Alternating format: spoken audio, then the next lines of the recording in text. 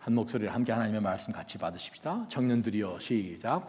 청년들이여, 이와 같이 장로들에게 순복하십시오.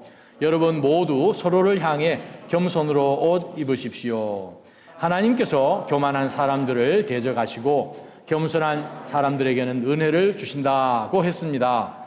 그러므로 하나님의 능력의 손 아래서 겸손하십시오. 때가 되면 하나님께서 여러분을 높이실 것입니다. 여러분의 모든 근심을 주께 맡기십시오. 주께서 여러분을 돌보십니다. 하나님, 이 말씀에 저희가 엎드리며 이 말씀을 순종할 때 우리 삶에 놀라운 신령한 변화들이 있기를 소망합니다.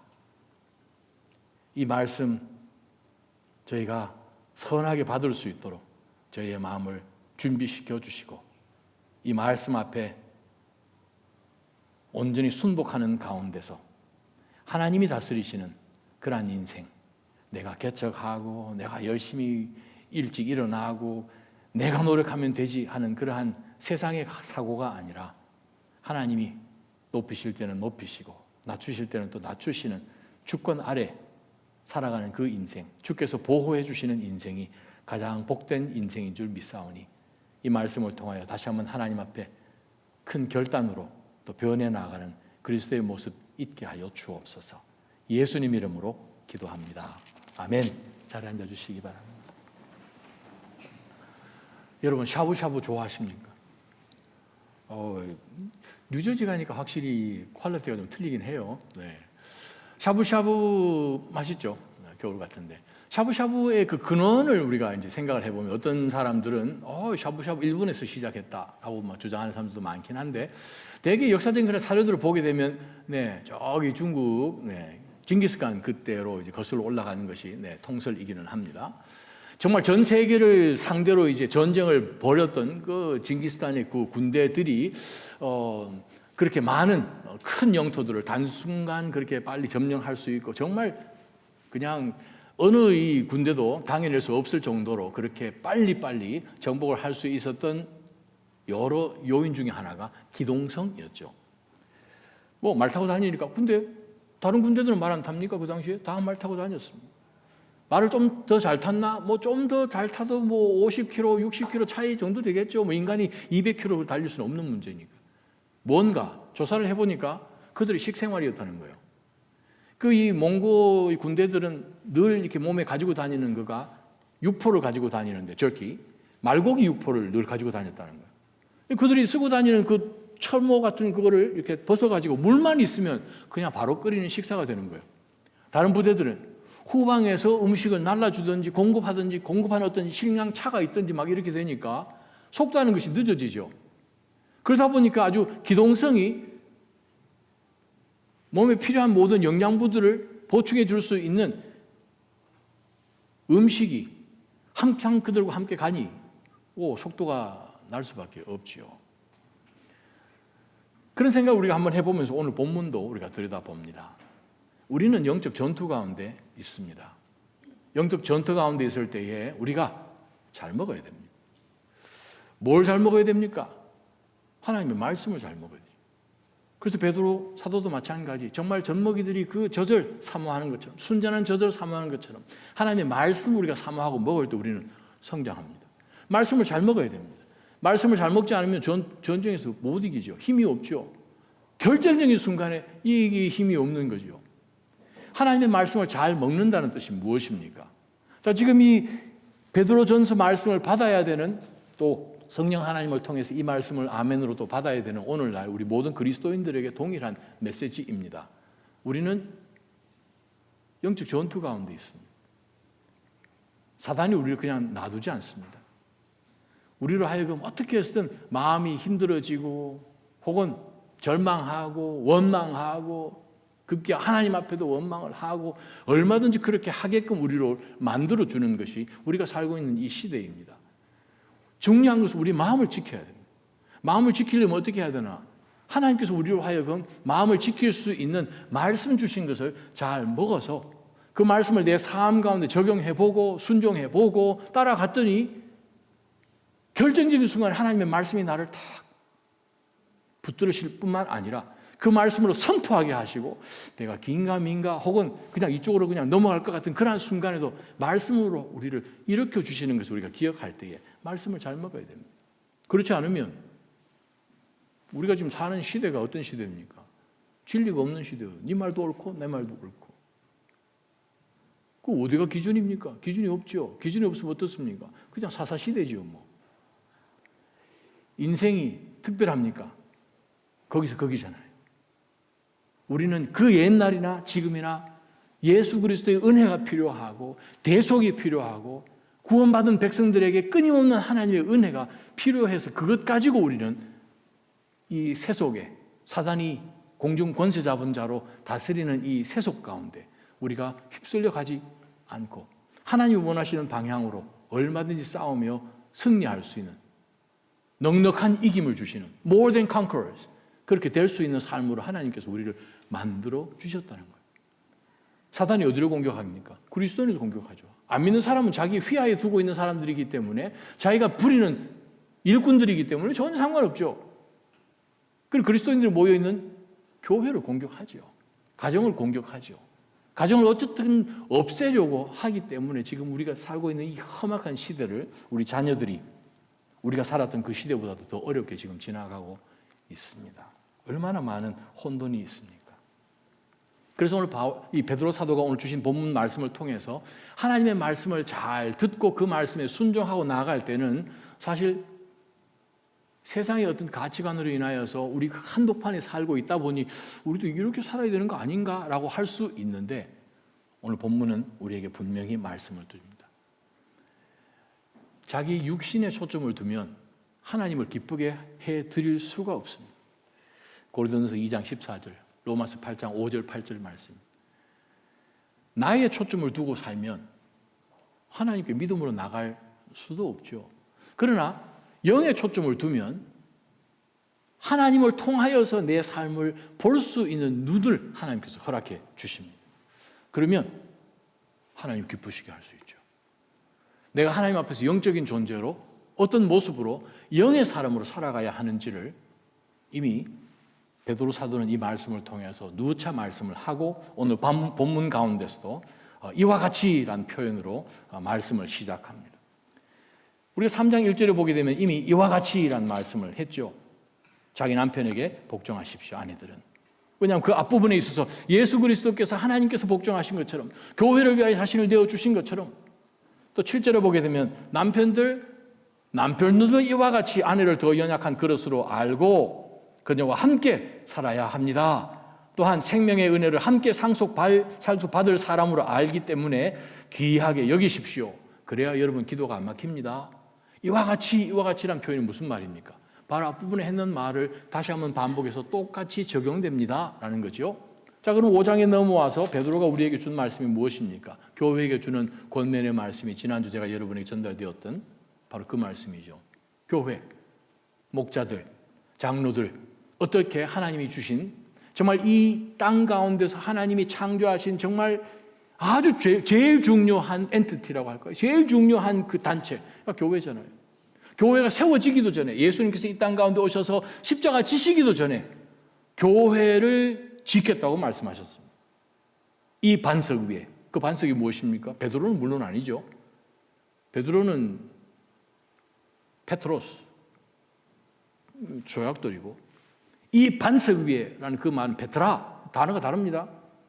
그 베트라가 무엇입니까? 물론 베드로는 아니에요. 베드로가 고백한 그 고백이에요. 진리의 말씀이죠. 주는 그리스도시요 살아계신 하나님의 아들이십니다. 바로 이 베트라 위에 교회를 세우셨어요.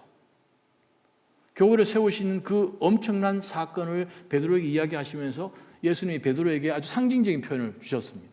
내가 너에게 천국의 열쇠를 준다. 저기 니카라과에 가게 되면 저희 교단의 선교사님이 섬기고 있는 바로 그 한 지역에 가면 그 호수 근처에 12마을이 있는데 그 마을 이름들이 12제자들 이름을 따서 베드로 마을, 요한 마을 이렇게 해서 만들어졌는데 그 베드로 마을에 있는 거기서 사역을 하시는데 거기 그 마을 한중간에 아주 그냥 커다란 아주 큰 그 동상이 하나 세워져 있습니다. 베드로 동상이에요. 베드로 동상이 있는데 오른손에는 성경책을 이렇게 들고 있고요. 왼손에는 열쇠 꾸러미 하나 들고 있습니다. 천국에 여는 열쇠, 상징적인 열쇠들이죠. keys, 열쇠들. 바로 그 제자들 앞에서 베드로가 신앙 고백을 하고 바로 그 고백 위에 교회를 세우겠다고 말씀하신 그 주님의 뜻에 따라서 교회들이 세워지고 지금 유랑하고 나그네처럼 살아가고 있는 이 외국인 같은 이 그리스도인들, 핍박받고 고난당하는 이 그리스도인들이 모여있는 교회들에게 주신 말씀이잖아요. 교회가 있으니까 장로들이 있는 것이고 집사들이 있는 것이고 섬기는 자들이 있는 것이죠. 자, 그래서 이 목자들이, 장로들이 어떻게 섬겨야 하는지 지난 말씀 주신 다음에 5절에 보니까 이와 같이 장로들에게 청년들이여 순복하십시오. 우리가 교회가 교회답게, 교회가 하나님의 영광을 구하고 교회가 영적 싸움 가운데서 강력한 하나님의 진이 될 수 있는 귀한 명령을 하나님께서는 베드로를 통해서 우리에게 주셨습니다. 자, 오늘 본문에 보게 되면 순복하십시오, 옷 입으십시오, 겸손하십시오 6절, 7절에 맡기십시오 라는 중요한 단어가 4가지가 나옵니다. 순복하십시오, 복종하십시오라는 뜻입니다. 두 번째는 옷 입으십시오.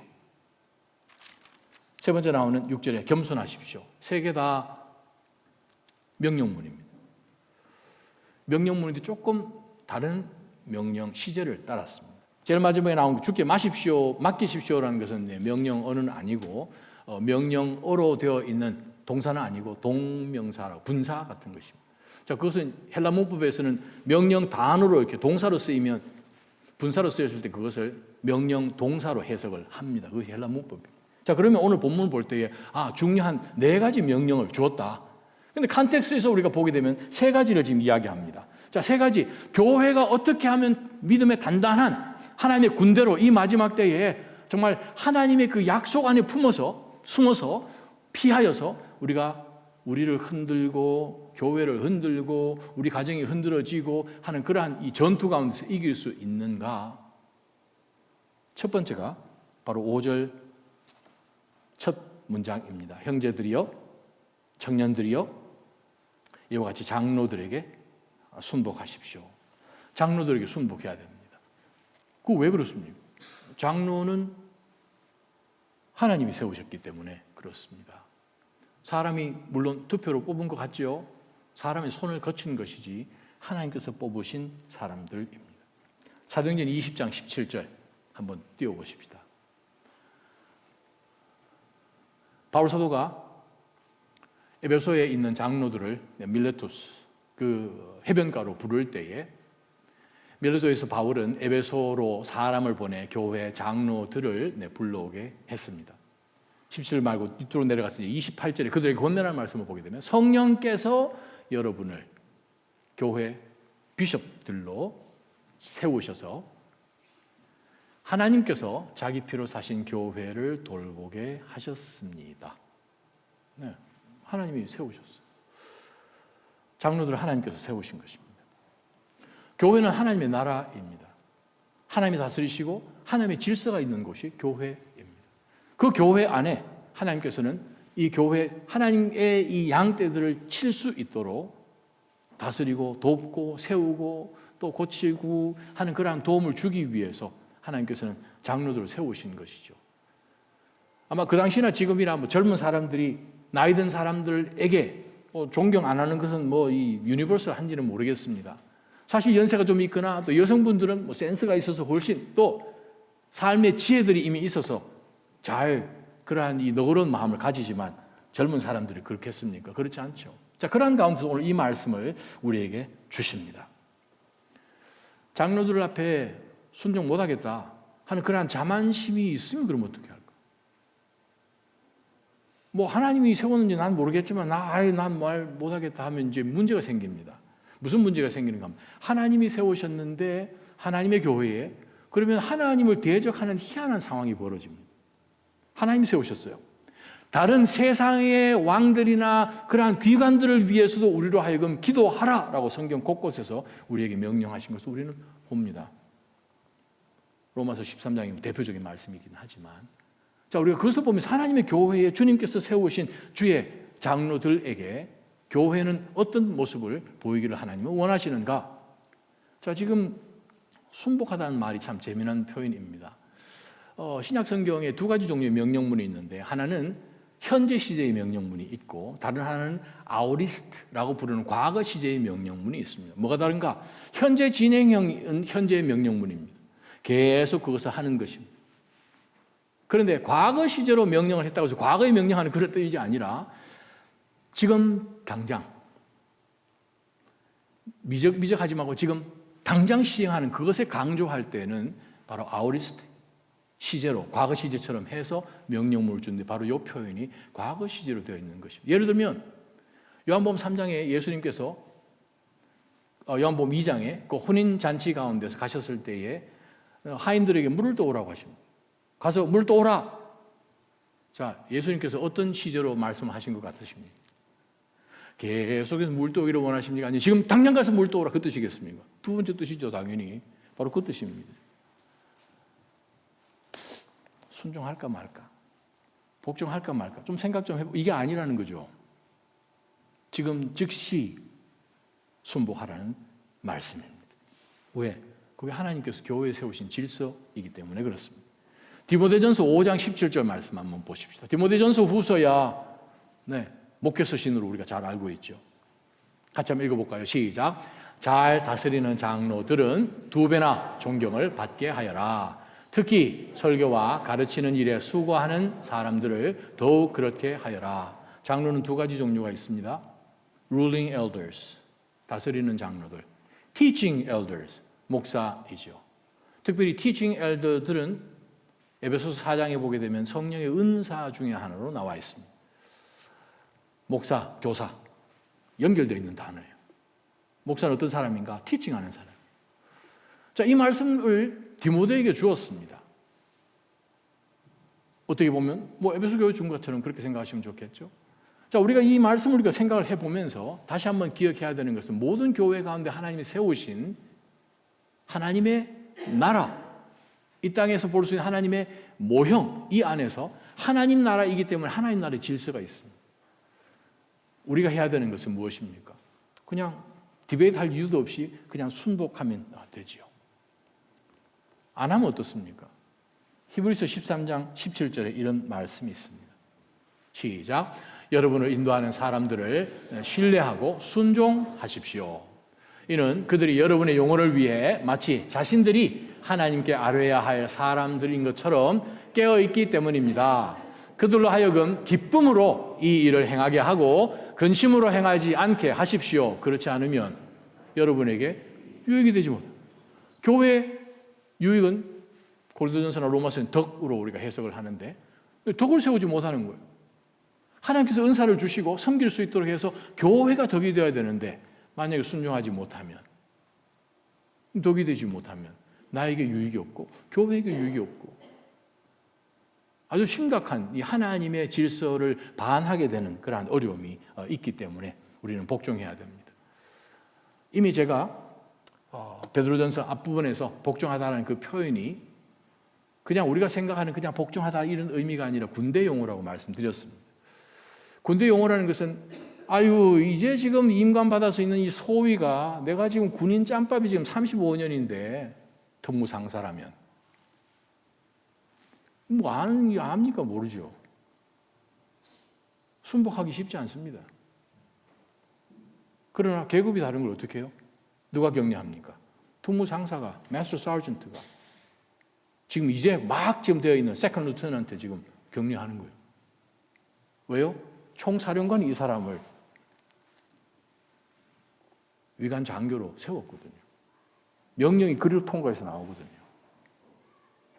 하나님은 교회의 질서를 주셨습니다. 교회에 섬기는 자들을 허락하셨고 교회를 마치 목자처럼 치는 그런 장로들을 허락하셨다는 것입니다. 그것도 하나님께서 하신 거예요. 하나님께서 그 자리에 세웠기 때문에. 그럼 오늘 이 말씀 가운데 우리는 절대 고민할 이유가 없습니다. 우리는 어떻게 살아야 되는가? 교회가 하나님의 이 공동체가 어떻게 하면 시험에 빠지지 않는가? 어려움을 겪지 않는가? 사탄이 교회를 흔들게 하고 얼마나 많은 세속적인 그런 가치관을 가지고 우리를 공격하겠습니까? 그러한 가운데 우리가 기억해야 될 것은 하나님은 장로들에게 순복하라고 하시는구나. 두 번째 어떤 명령을 주시는지 한번 보십시다. 자, 5절 하반절입니다. 여러분 모두, 일부만이 아니고 모두예요. 모두. 예외 없이 여러분 모두 서로를 향해 겸손으로 옷 입으십시오. 베드로전서 4장 10절을 제가 읽습니다. 각자 은사를 받은 대로 하나님의 각양 은혜를 맡은 선한 청지기 같이 서로 섬기십시오. 똑같은 말씀이 지금 반복되듯이 우리가 방금 읽은 5절 하반절에 그렇게 나와 있습니다. 왜 우리가 그렇게 서로를 향해 겸손으로 옷을 입어야 하는지를 베드로 사도는 잠언을 인용하여서 하나님께서는 교만한 사람들을 대적하시고 겸손한 사람들에게는 은혜를 주신다고 했습니다. 그렇기 때문에 그러므로 하나님의 능력의 손 아래서 겸손하십시오. 명령입니다. 명령문입니다. 당장 겸손하라 이 말이죠. 더 정확하게 번역하면 겸손한 사람이 되십시오. 수동태인데 겸손한 사람이 되어야 됩니다. 왜냐하면 마지막에 이유가 있습니다. 때가 되면 하나님께서 여러분을 높이시기 때문에 그렇습니다. 높이고 낮추고는 하나님께 달려 있습니다.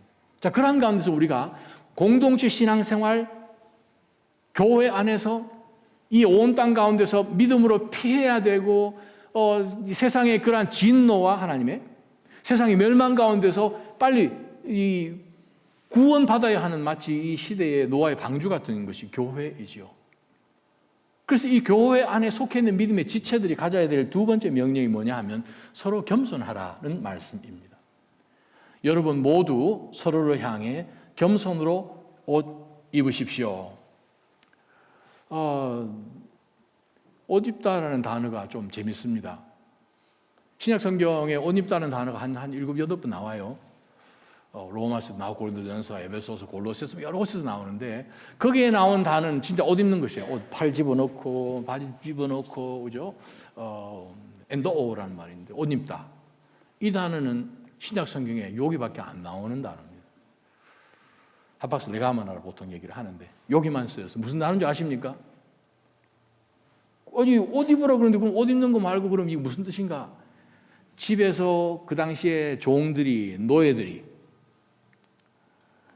끈으로 된 옷을 섬기기 위해서 입습니다. 라는 뜻에서 이 단어가 만들어졌어요. 무슨 뜻입니까? 앞치마 두르다 뜻입니다. 그래서 신약 성경 여기밖에 안 나와요. 앞치마를 왜 두르십니까? 종이? 노예가? 요즘 주인님 앞에서 섬기려고 하는 거예요. 베드로 사도가 왜 일부러 이 단어를 쓰면서 우리를 섬기게 명령을 하는가? 네, 우리의 위치가 우리 하나님 주신 은사가 각양 다르지만 우리가 공동체로 모였을 때는 서로를 섬길 수 있는 그러한 앞치마를 둘러서 정말 내 자신을 낮추어서 남을 나보다 낮게 여기는 그 예수 그리스도의 그 마음의 태도를 우리가 배워서 그렇게 서로 섬길 것을 베드로 사도는 명령합니다. 그냥 권면하는 정도가 아니에요. 명령이에요. 명령 안 들으면 명령 안 들으면 큰일 나는 거죠. 사랑하는 하나님 성도 여러분, 교회는 서로 섬기는 공동체입니다. 아마 베드로 사도가 이 말씀을 성령을 통해서 기록할 때 그 머릿속에는 아마 다른 생각이 좀 들었는지도 모르겠어요. 요한복음 13장에 나오는 사건, 11절부터 나오는 이야기죠. 예수님께서 제자들을 발을 씻기셨잖아요. 우통 다 벗으시고 수건을 허리에 동이시고 제자들이 그 냄새나는 발을 일일이 하나하나 씻기신 그 모습을 생각해 보면서 정말 앞치마를 두르는 것 같이 그렇게 서로 섬기는 모습. 또 주님도 다 씻고 난 다음에 이 왜 일을 행하는지 아느냐라고 질문까지 하시면서 내가 너희들에게 한 것처럼 너희가 서로 발 씻기라, 서로 섬기라. 바로 그것이 사랑의 모습인 것을. 그것으로 인하여서 하나님의 자녀의 합당한 모습이 무엇인지를 세상에 보여줘서 세상이 우리로 하여금 예수님의 제자들이구나 하고 이해될 정도로 우리로 하여금 하나님께서는 말씀하십니다. 구약하고 신약 성경을 다 한번 뒤져봤습니다. 겸손한 사람들에게 하나님이 뭘 해주시나? 내가 겸손하면 그러면 하나님 이 뭐가 있을까? 찾아보니까 딱 6가지 나옵니다. 시편 25편 9절이요. 하나님은 겸손한 사람들을 말씀으로 인도해 주시고 주의 길을, 주의 도를 보여주신다라고 말씀하십니다. 다니엘서 10장 12절 보니까 겸손한 사람의 기도를 하나님이 응답하신대요. 우와. 미가서 6장 8절입니다. 하나님이 요구하신 것이 세 가지가 있는데 정의, 사랑, 그 다음에 겸손이요. 겸손이 하나님과 동행하는 것. 마태복음 5장 5절입니다. 겸손은 축복과 연관이 돼요. 온유한 자, 하나님의 나라가 자기 것이라. 놀라운 하늘의 것을 우리에게 소유로 주신다는 것입니다. 에베소서 4장 1절 2절 보니까 겸손한 자는 누군가? 하나님의 부르심에 합당하게 살아가는 삶의 모습이 겸손으로 나타난다라고 바울이 이야기를 합니다. 마지막 야고보서 4장 10절에 보니까 겸손한 사람을 하나님이 높이신다는 거예요. 자, 구약 성경, 신약 성경 다 뒤집어서 겸손한 사람들에게 하나님이 어떤 일을 하신다라는 것을 우리가 깨닫게 되면, 믿어지면 오늘 이 말씀처럼 하나님께서는 교만한 사람들을 대적하시고 겸손한 사람들에게는 은혜를 주신다라고 말씀합니다. 자, 섬기려면 은혜가 있어야 됩니다. 그런데 은혜는 누가 주십니까? 하나님이 주세요. 그럼 하나님께서 주시는 은혜를 받아서 그 은혜를 가지고 섬길 수가 있는데, 우리가 하나님 앞에 받을 수 있는 근거는 우리가 하나님 앞에 순복할 수 있는 방법밖에 없잖아요. 우리가 하나님의 말씀에 순복하는 거죠. 말씀 앞에 우리가 순복할 때 하나님은 거기에 합당한 은혜를 주셔서 그 은혜를 받고 난 다음에 너무 감사해서 그는 섬기지 않을 수가 없는 거죠. 섬김의 모습이 베드로전서 4장에 나왔던 성령의 은사의 본문 가운데 보았듯이 그 은혜를 주시면 하나님의 은혜를 통하여서 섬길 수 있는 말도 주시고 힘도 주십니다. 내가 섬기면 힘들어요. 짜증나고. 아주 그냥 번아웃 되기도 쉽고 왜 나만 섬겨야 되나 하는 그런 생각도 얼마든지 들 수 있어요. 그런데 성령의 은사를 통하여서 우리가 그것을 하게 되면 잠 안 옵니다. 너무 하고 싶어서, 너무 기뻐서요.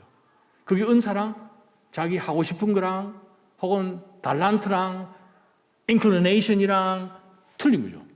은사는 무엇입니까? 하나님이 주셨어요. 하나님이 에이전트시고 하나님이 우리 가운데 시작을 하게 하셨기 때문에 이건 생각해보면 이건 해가 왜 이렇게 빨리 안 뜨지 할 정도로 그것만 생각하는 거예요. 그리고 잘합니다. 그게 은사예요. 그것을 그렇게 하도록 베드로 사도는 우리에게 그렇게 말씀합니다. 11절 제가 읽어드립니다. 4장. 누구든지 말을 하려면 하나님께서 말씀하시는 것 같이 하고 누구든지 섬기려면 하나님께서 공급하시는 힘으로 하는 것 같이 하십시오. 그 이유는 모든 일에 하나님께서 예수 그리스도로 인해 영광을 받으시게 하려는 것입니다. 우리가 섬김의 영광은 내가 되면, 내가 다른 사람 날 좀 알아주면 힘들죠. 근데 하나님 영광 받으시면 이거 좀 더 섬겨야 되는 거 아닌가 할 정도의 마음이 있었죠. 세워지죠. 왜요? 은혜 받았으니까. 그래서 오늘 이 말씀을 다시 한번 생각해 보면서 정말 우리가 하나님께서 섬길 수 있는 공동체 주신 것이 너무나 감사하고 하나님께서 하나님의 때에 이 모든 것들을 얼마든지 높여주시는 것을 우리가 생각을 해보면 섬길 수 있습니다. 하나님은 사용하실 때 준비되지 않으면 안 쓰시죠. 하나님의 때가 되어야 됩니다. 우리가 세상적인 관점에서 볼 때면 모세, 그 정도 사람이 이끌고 나마다 당연히 할 수 있죠. 근데 하나님은 80년을 기다리시잖아요. 그 나라 말 잘해, 히브리 말 잘해, 그 나라 문화 너무나 잘 알아. 왕궁에서 살았어. 모든 문학이면 모든 교육 다 받았고 검술이면 모든 군사력이다 다 통. 근데 하나님이 기다리십니다. 준비시키십니다. 다니엘요? 준비 안 됐으면 하나님께서 쓰셨겠습니까?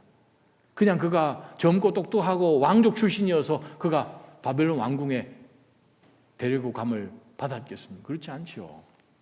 하나님의 때인 거예요. 때. 때란 단어 여러분 아시잖아요. 우리 상식적으로 그냥 크로노스, 카이로스, 보통 그런 얘기 맞지 않나요?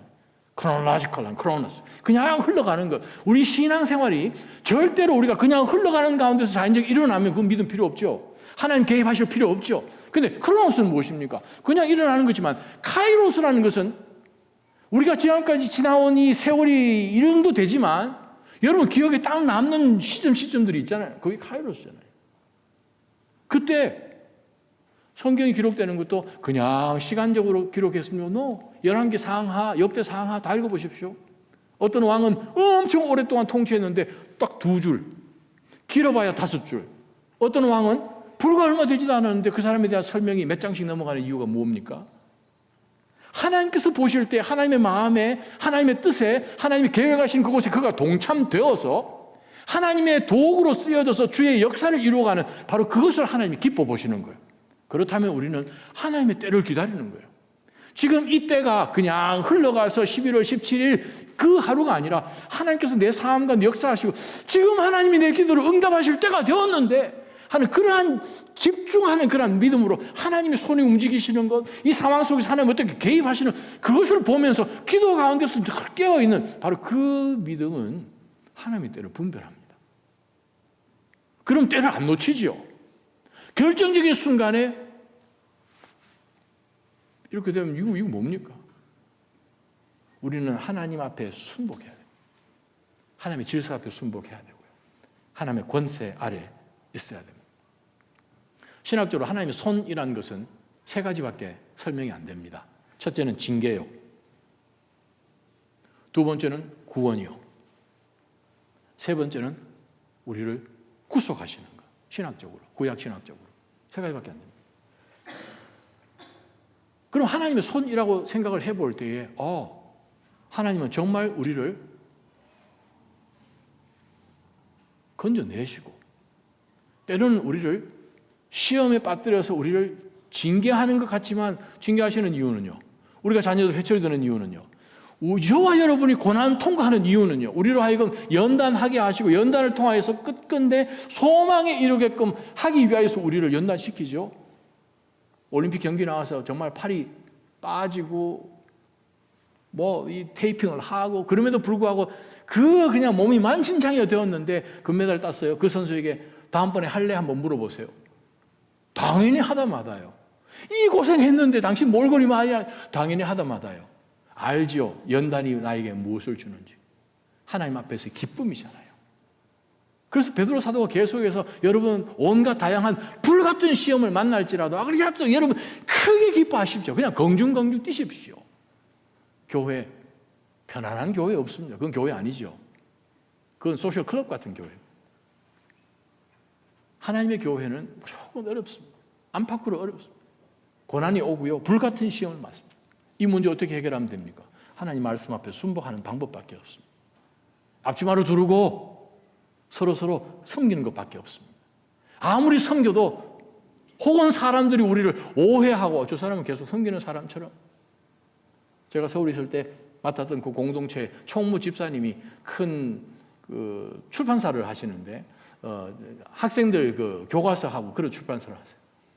그런데 공동체 총무를 하면 하는 일이 너무너무 많지요. 보통 장례 한 번 나면 한국에서는 대개 5번이나 6번 정도 예배를 드리거든요. 지방에서 장례 나면 내려가야 됩니다. 1박 하는 것은 당연한 것처럼 그렇게 느껴지죠.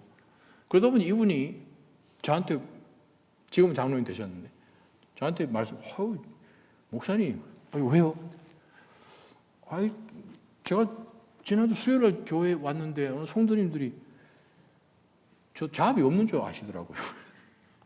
노상교회에 계시니까. 교회에서 근무하시는 분은 아닌데 늘 교회에 계시니까 이분은 잡이 없어서 계셨나. 자존심 좀 상해달라는 거예요. 그래서 아닙니다. 근데 그분 말씀도 일리는 있죠. 회사가 지금 다른 장소로 이전을 하는데 회사 CEO가 회사 이전하는데 갈 수가 없는 거예요. 부산에 장례가 났으니 어떻게 해야 됩니까? 부산까지 내려가요. 그분이 1년 총무직을 마치고 난 다음에 눈물로 그 다음 총무 이렇게 임하고 연말 예배 드릴 때에 눈물로 간증을 하셨어요. 제가 예전에도 한번 여러분에게 말씀 한번 드린 거 있는 것 같습니다. 제가요 원래 정말 바빠서 여러분 아시잖아요. 공동체 성인만 800, 900명이면 많잖아요. 근데 장례하면 일주일에 2번은 기본이거든요. 제가 까만 이 양복을 항상 차에 까만 넥타이와 셔츠 2개를 항상 넣고 다닙니다. 장례하고 있는데 어디서 장례 났다 또 얘기하기도 하죠. 자, 그러한 가운데서 제가 공동체 총무하면서 정말 섬겼는데 앞치마를 두른 정도가 아니라 정말 그렇게 했는데 하나님께서 제가 총무 마치고 제 회사로 돌아가 보니까 제가 알던 회사가 아니었다는 거예요. 하나님이 2배로 키워주셨습니다. 그리고 눈물 흘리시면서 한 5분간 말씀을 못 하셨어요. 하나님의 때입니다.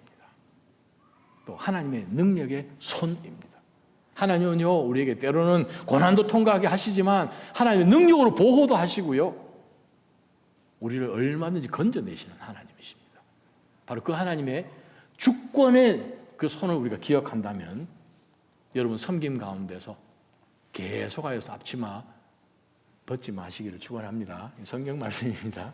세 번째 말씀 보십시다. 세 번째 말씀 보게 되면 7절 말씀입니다. 여러분의 모든 근심을 주께 맡기십시오. 모든 근심을 주께 맡기라. 어떤 근심은 맡기지 말고, 왜요? 내가 할 것 같잖아요. 내가 얼마든지 해결할 것 같잖아요. 문제가 무엇인지 아십니까? 우리가 속은 거예요. 어떤 근심은 내가 좀 일찍 일어나면 되지 뭐. 아유, 밥 안 먹으면 되지 뭐. 내가 좀 손해보면 되지 뭐. 해결할 수 있다고 생각하는 겁니다. 그러면 무슨 문제가 생깁니까? 그 작은 문제가 큰 문제로 변해요. 그래서 성경은 뭐라고 말씀하십니까? 모든 근심을. 자, 여러분이 생각할 때 이거 근심이다 하면 그걸 어떻게 해야 됩니까? 주께 문자대로 번역하면 그냥 갖다 내맡기십시오. 던지십시오. 이 뜻입니다. 하나님께 던지시기를 주님의 이름으로 축원합니다. 왜? 명령하셨으니까. 우리가 왜 그렇게 해야 됩니까? 주님이 돌보신다. 우리는 돌볼 수도 없고 해결할 수도 없고 우리가 할 수 있는 것은 짜증나고 이거 어떻게 해야 될지 발 동동 고르는 그건 우리가 할 수 있습니다. 마태복음 보면 이런 말씀이 있습니다. 마태복음 11장 28절, 29절, 30절 함께 한번 읽어보겠습니다. 잘하시는 말씀이죠. 시작. 수고하고 무거운 짐을 진 모든 사람은 다 내게로 오라. 내가 너희를 쉬게 할 것이다. 나는 마음이 온유하고 겸손하니 너희는 내 멍에를 메고 내게서 배우라. 그러면 너희 영혼이 쉼을 얻을 것이다. 내 멍에는 메기 쉽고 내 짐은 가볍다. 수고하고 무거운 짐진 자들 다 내게로 오라. 내가 너희들에게 쉬게 하리라. 그러면서 예수님 말씀하십니다. 내 짐 쉽고 가볍다. 아니, 짐이 어떻게 쉽고 가벼운 게 있습니까? 예수님 속이시는 거예요. 짐은 다 무거운 건데. 다른 사람은 몰라도 내가 지금 당한 이게 제일 어려운 문제인데 라고 우리가 생각하는 것이 우리 인간이잖아요. 그 당시에 이스라엘에서 2000년 전에 물론 뭐 농경이라기보다는 유목 같은 것이 유대인들이지만 그 당시에 작은 이 밭이 있어서 이제 농사를 짓는 사람들이 하는 방식이 있습니다. 새끼 송아지를 멍에 매는 것을 훈련을 시켜야 되잖아요. 어떻게 훈련시키는지 아십니까? 그 당시에는 큰 멍에를 훈련용 멍에가 따로 있습니다. 그래서 그 멍에를 황소에게 아니 어미소에게 딱 지게 하고 그 새끼 송아지를 훈련시키는 그 멍에가 이 나무 막대기만 하나만 쭉 나와 있고 송아지는 뒤에 쟁기든 뭐든 메고 갈 만한 그런 끈이 하나도 달려있지 않고 그냥 막대기 하나만 있어요. 송아지는 거기에 매여 있는 거예요. 자기는 같이 엄마 소든 황소든 뭐 그냥 어미 소하고 지금 끌고 가지만 자기는 아무것도 안 끌고 가는 거예요. 지금 자기 어깨 위에 메어져 있는 지어진 그 멍에 하나만 들고 있는 것이 짐은 지금 옆에 있는 예수님께서 다 짊어가고 계십니다. 우리가 할 수 있는 게 뭐겠습니까? 알기를 하겠습니까? 능력이 있겠습니까? 알아서 예비를 할 수 있겠습니까? 우리가 할 수 있는 거 하나도 없어요. 그래서 성경은 우리에게 속 시원하게 모든 근심을 주께 다 던져버리라. 어떻게 던지면 될까? 뭐 성경에 나와 있죠. 빌립보서 말씀 한번 찾아볼까요? 빌립보서 4장 말씀입니다. 4장 12절, 13절 말씀. 여러분 성경책 가지고 계시면 한번 펴보셔도 좋은 하나님의 말씀이죠. 빌립보서 말씀 함께 한번 읽어보십시다. 시작. 나는 궁핍에 처할 줄도 알고 풍부에 처할 줄도 압니다. 나는 배부르든 배고프든 풍족하든 궁핍하든 모든 형편에 처하는 비결을 배웠습니다. 내게 능력 주시는 분 안에서 내가 모든 일을 감당할 수 있습니다. 내게 능력 주시는 그분 안에서 그분이 다 감당하시니까 아이고 내가 이렇게 처하든 저렇게 처하든 하나님이 때가 되면 뭐 한순간에 테이블 다 바꾸시는 거야. 그건 뭐 하나님에게는 아무 일도 아니신데 비결을 배웠어요. 무조건 하나님에 붙어 있으면 되는 거예요. 주님이 초청하셨다는 거예요. 우리를 수고하고 무거운 짐 있는 사람 다 내게로 짐 나에게 줘. 그 집 내가 지면 된다. 여러분들이 질 집은 내가 따라. 그리스도의 도를 따라가는 거죠. 주님의 모습 따라가는 거죠. 주님이라고 하나님 아버지께 짐을 안 내맡겼습니까? 주님도 그 십자가 지시기 전에 그 밤에 죽을 힘을 다하여서 기도하신 것을 우리는 요한복음 17장을 통해 알잖아요. 기도가 필요 없으신 성자 하나님, 하나님의 본체이신 그분도 오셔서 아버지께 모든 것, 하나님 어떻게 하면 좋겠습니까? 내 마음 가운데는 이거 좀 피할 수 있는 방법이 있으면, 이 잔을 좀 지나가게 하셨으면 하는 정도의 고뇌가 있었다는 말씀이죠. 기도하실 필요가 없으신 하나님이 우리에게 본을 보이신 거잖아요. 그럼 우리는요, 우리도 그렇게 하는 거죠. 그래서 바울 사도가 비결을 알았다고 이야기합니다. 뭐냐면 그분 안에서 우리 모든 것을 할 수 있어요. 그래서 바울 사도가 그 바로 밑에 있는 절들을 보게 되면 이렇게 고백을 우리에게 가르치고 있습니다. 앞부분에 남아있는 말씀으로 4장 4절, 5절, 6절, 7절 보십시오. 시작. 주 안에서 항상 기뻐하십시오. 내가 다시 말합니다. 기뻐하십시오. 여러분의 관용을 모든 사람에게 나타내십시오. 주께서 가까이 계십니다. 아무것도 염려하지 말고, 잠깐, 어떤 거는 염려하고 어떤 거는 그게 아니잖아요, 그죠? 아무것도, 모든 것 다 염려하지 마십시오. 그 말이죠. 오늘 본문과 똑같죠?